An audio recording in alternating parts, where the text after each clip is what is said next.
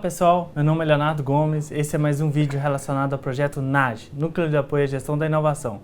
Hoje nós vamos discutir sobre desenvolvimento de processo, mais especificamente sobre o mecanismo da função-produção.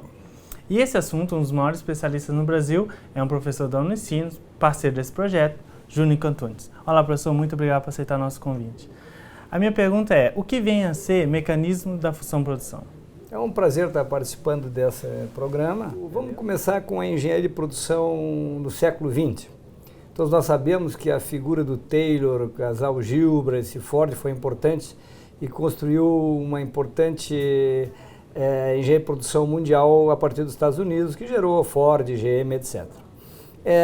Nesse momento, o pensamento sobre a ideia fundamental da engenharia de produção, que envolve materiais, pessoas e equipamentos, é que o processo era um conjunto de operações. Então, na medida em que eu melhorava determinada operação, eu estaria melhorando o processo. Não é que esteja equivocado, mas esse é um pensamento que vai ser questionado em 1945 a partir de Taiichi Ohno e principalmente Shinjeo Shingo, que vão observar o seguinte: muitas vezes você melhora determinada operação e não melhora os processos.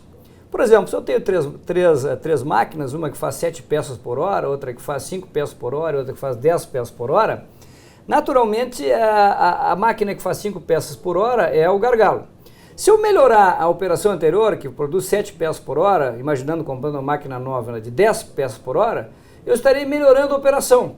Só que, na verdade, se eu produzir com a primeira máquina 10 peças por hora, eu irei gerar estoques e eu estarei piorando o desempenho geral desse processo.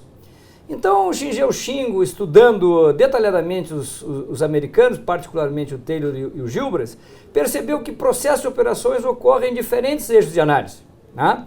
Então, o processo, na verdade, é o acompanhamento dos materiais no tempo e no espaço. E as operações é o acompanhamento das pessoas no tempo e no espaço.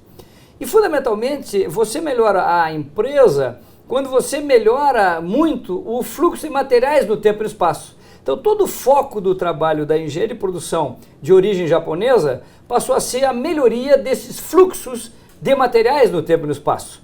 Nós poderíamos resumir tudo pelo fluxo.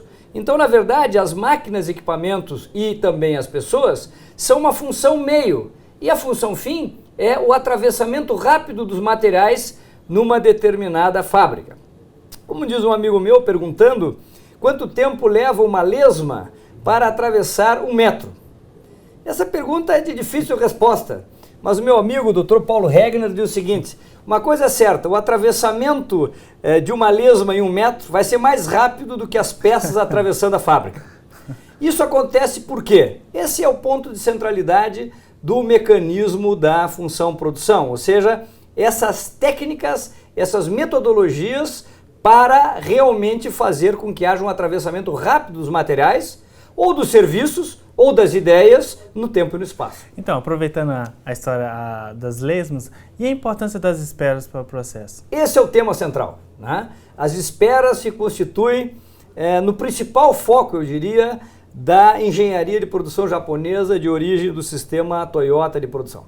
Vou dar um exemplo simples. Eu tenho um banco, né, e tenho um atendimento de um cliente, e esse atendimento do cliente se dá em 1 minuto. Quantas pessoas serão atendidas em 1 hora? 60 pessoas. Se eu entrar, a cada 1 minuto, entra uma pessoa no banco, essa pessoa vai ter que tempo de fila? 1 minuto de espera do trabalho anterior, mais 1 hora, mais 1 minuto de atendimento, 2 minutos. Então a produtividade é 60 e o tempo de atravessamento pessoa na fila é de 2 minutos.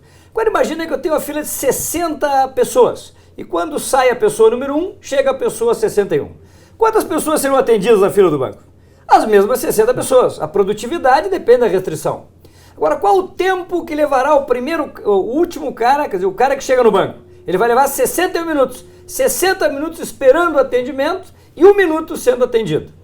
Então, quando eu quero atravessar rapidamente, seja no serviço, seja na indústria, eu preciso me tornar um exímio, eu tenho que detectar de maneira exímia as esperas. E fazer a pergunta, por que parou? Parou por quê?